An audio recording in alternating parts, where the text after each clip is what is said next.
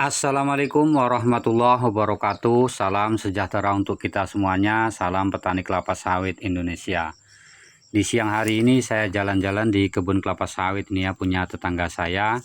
Dan kesempatan kali ini kita akan membahas salah satu gejala defisiensi pada tanaman kelapa sawit yang seringkali menimpa para petani kelapa sawit pada tanamannya. Nah, gejala yang satu ini yang disebut dengan defisiensi magnesium. Artinya tanaman kelapa sawit ini kekurangan unsur magnesium yang menyebabkan daun-daun yang tua itu mengalami perubahan yang tadinya berwarna hijau kemudian menjadi kekuning-kuningan, lama-kelamaan menjadi coklat dan pada akhirnya akan mengering. Nah, gejala yang satu ini dimulai dari daun yang tua, kemudian dia akan merambat dan menyerang pada daun-daun yang muda ketika kita para petani kelapa sawit tidak segera menanganinya. Oleh karena itu penting bagi kita bagaimana sih cara mengatasi tanaman yang seperti ini dan apa saja faktor-faktor yang menyebabkan tanaman kelapa sawit kita mengalami seperti ini. Jadi perlu kita pahami bersama bahwa ada beberapa faktor yang melatar belakangi sehingga munculnya gejala yang satu ini, sehingga jangan sampai penanganan yang kita lakukan itu tidak tepat yang menyebabkan kondisi tanaman kelapa sawit kita semakin parah. Kemudian faktor yang pertama, munculnya gejala ini dikarenakan karena kondisi tanah yang miskin unsur magnesium, contohnya seperti tanah berpasir. Nah, pada tanah berpasir itu tanah dengan ukuran partikel yang besar sehingga tanah tersebut sulit untuk memegang air dan unsur hara. Sehingga tanaman kelapa sawit yang ditanam di tanah berpasir ini rentan mengalami defisiensi magnesium. Sementara di sisi lain, tanah yang berada di perbukitan yang barangkali seringkali mengalami erosi itu juga sering kita jumpai di mana tanaman kelapa sawit tersebut juga mengalami kekurangan magnesium karena ia tidak mampu menyerap unsur hara secara maksimal. Kemudian faktor yang kedua, ini penyebab munculnya gejala ini adalah kondisi pH tanah yang rendah.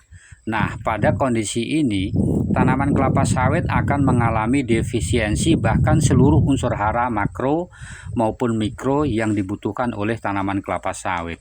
Sehingga ketika kondisi tanah yang dengan pH tanah yang sangat rendah, unsur-unsur mikro misalkan seperti aluminium ataupun besi itu seringkali menjadi dominan sehingga berpotensi menjadi racun dan membahayakan tanaman. Kemudian faktor ketiga yang menyebabkan munculnya kekurangan magnesium ini adalah adanya ketidakseimbangan antara unsur hara magnesium dengan unsur hara lainnya. Misalnya seperti kadar unsur kalsium yang melebihi magnesium ataupun barangkali unsur magnesium yang melebihi unsur kalium.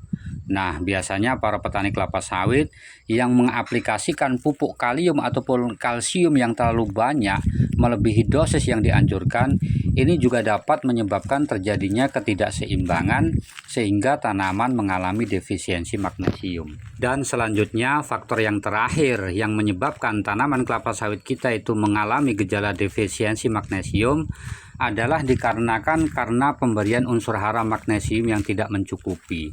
Seringkali para petani kelapa sawit itu tidak memahami bahwa unsur magnesium itu adalah unsur sekunder yang dibutuhkan oleh tanaman kelapa sawit dalam jumlah yang relatif banyak dan setara dengan unsur kalsium maupun sulfur. Sehingga jika kebutuhan magnesium tanaman kelapa sawit tidak tercukupi, maka secara otomatis tanaman tersebut juga mengalami gejala defisiensi. Oleh karena itu penting bagi kita para petani kelapa sawit, ayo kita cukupi unsur hara magnesium yang satu ini sehingga gejala-gejala defisiensi itu tidak akan muncul kembali. Kemudian pertanyaan selanjutnya adalah bagaimana jika gejala-gejala defisiensi ini sudah muncul pada tanaman kelapa sawit kita dan apa saja solusinya? Maka jawabannya adalah yang pertama kita evaluasi dulu pemberian unsur magnesium yang selama ini sudah kita berikan. Apakah sudah cukup sesuai dengan dosis dan umur tanaman atau barangkali masih dalam batas minimal. Jika dirasa selama ini pemberian pupuk magnesiumnya masih kurang, maka bisa kita tambahkan lagi sesuai dengan kebutuhan. Kemudian langkah yang kedua yang bisa kita lakukan adalah kita berikan pupuk dolomit ataupun kisrit pada tanaman kelapa sawit kita, dan kita sesuaikan dengan tingkat gejala defisiensi yang muncul. Artinya semakin tinggi tingkat gejalanya, maka semakin tinggi pula dosis pupuk yang diberikan. Ataupun kalau seandainya kita disuruh memilih mana yang kita pilih antara pupuk dolomit ataupun pupuk kisrit, maka sekali lagi kita lihat kondisi gejala defisiensi yang muncul pada tanaman kelapa sawit kita. Seandainya tingkat gejala defisiensinya itu hanya tingkat rendah, maka kita bisa memakai pupuk dolomit ataupun pupuk kisrit. Tetapi seandainya tingkat gejalanya itu sudah terlalu parah, maka lebih baik kita memakai pupuk kisrit, di mana pupuk kisrit ini kan pupuk buatan pabrik. Kemudian yang kedua, untuk unsur hara magnesiumnya juga cukup tinggi, sehingga reaksi untuk menyembuhkan gejala defisiensi yang muncul pada tanaman kelapa sawit kita itu juga akan semakin cepat. Nah, dengan penggunaan kedua jenis pupuk ini, baik itu dolomit ataupun kisrit, selain ia itu menjadi sumber magnesium bagi tanaman kelapa sawit kita, kedua pupuk ini juga mengandung unsur kalsium yang berguna untuk menetralkan pH tanah, sehingga gejala kekurangan magnesium yang disebabkan oleh rendahnya pH tanah dapat teratasi dengan kedua jenis pupuk tersebut.